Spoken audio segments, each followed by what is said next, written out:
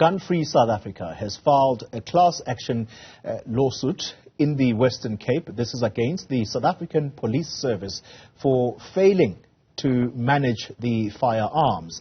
Now, according to a report, between the year 2010 and 2016, some 2,000 police-smuggled firearms were linked to 1,666 murders, including other crimes in the Western Cape. Let's get some understanding now as to why this action, and we speak to Adele Kirsten. She is from Gun-Free South Africa. Adele, good morning to you.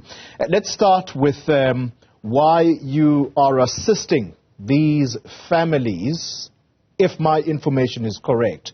You are grouping them together in order to launch this class action lawsuit against the police. Explain why. Good morning, Chloe. Well, we lodged our papers on Tuesday, the 9th of May at the Western Cape High Court for certification. Yeah. And we have really two reasons or two motives for doing this. One is to provide some kind of financial relief for the families for their loss and pain and suffering, which can include also loss of employment opportunities. And then secondly is to really urge the SAPs to strengthen the firearms control regime, because it's the weakness in that system, including the actions of corrupt police officers that enable the movement of over 2,000 weapons from the SAP's armory. These guns were earmarked for destruction. It enabled the movement of these weapons into criminal hands over a period really from 2007 until 2015-16 when Princely was arrested and then sentenced. Yeah. What's really important to note is that there are still 1,000 of these weapons that were never recovered, and so they are continuing to kill and maim people, not just in the Western Cape. We assume by now that they've moved into other areas of the country. Of the over 1,000 people who were subsequently killed in the Western Cape, Adele, with these guns, of those people, my understanding is that 67 of these people were actually children. Am I correct? And just explain the kind of impact that this has had on the community. You're correct, Polly, and it's had a massive impact. I mean, some of the mothers were there yesterday. Is that we're talking about, young people, some of them 15, 16, others younger, 3 or 4, just in an instant ripped from a family. And still 10 years later, the grief, the suffering, some financial impact as well. But for many of the families, the inability for closure. The sense of the state was responsible. It's a statutory duty, and under our international agreements on small arms control, the state has a duty to manage its stockpiles, and it failed to do so. And in this particular instance, there is sufficient evidence to demonstrate the ways in which these weapons were altered and moved into criminal hands.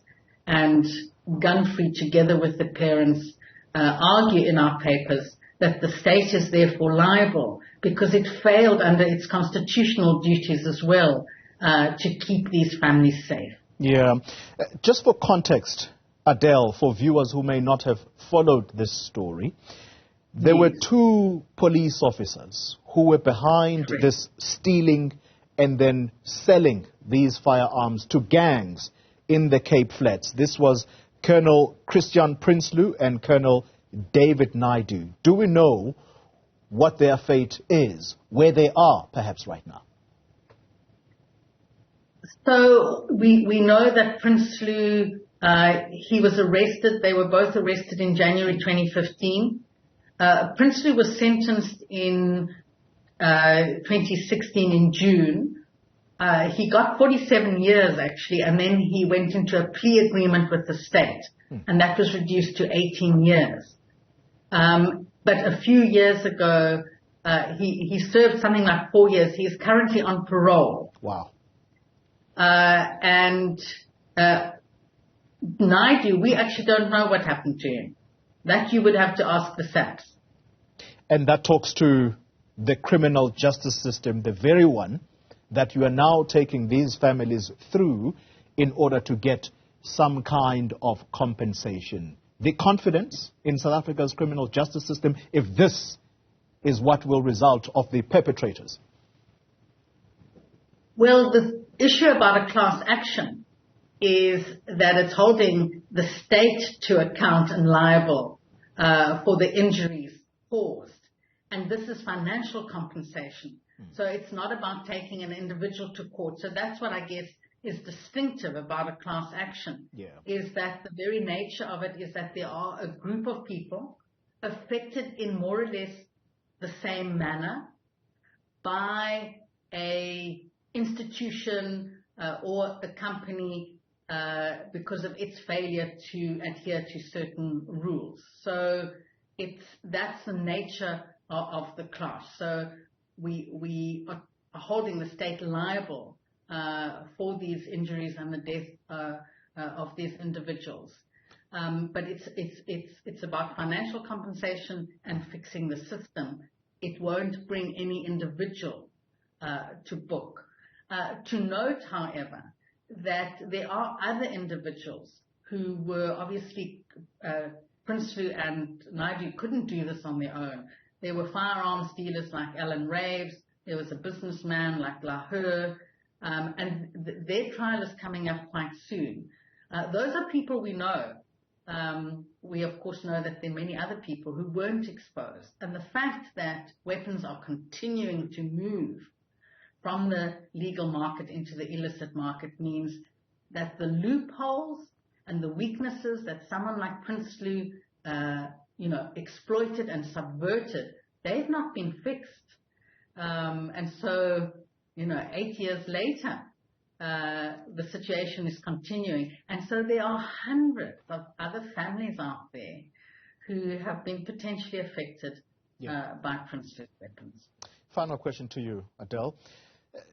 How much are you hoping to get out of this department, this police department, which often cries of being underfunded?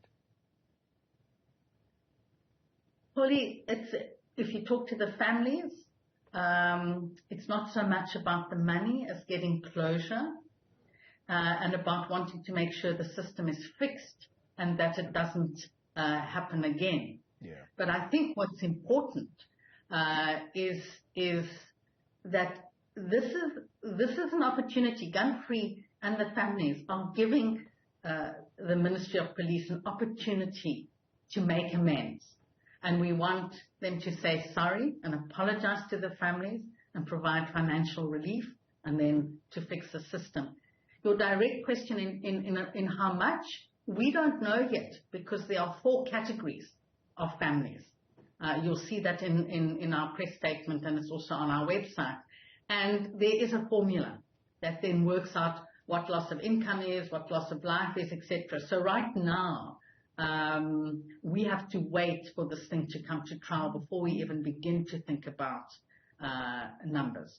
But certainly financial compensation based on a fair calculation is what everyone is wanting. And to fix the system. Both, not just one. Both of these things have to happen in order for families to feel that there has been some justice. Families are clear the money will not bring back their children. Adele, let me thank you very much for your time. Adele Kirsten is Director at Gun-Free South Africa. Thank you very much for this and all the best. Those families do need some justice.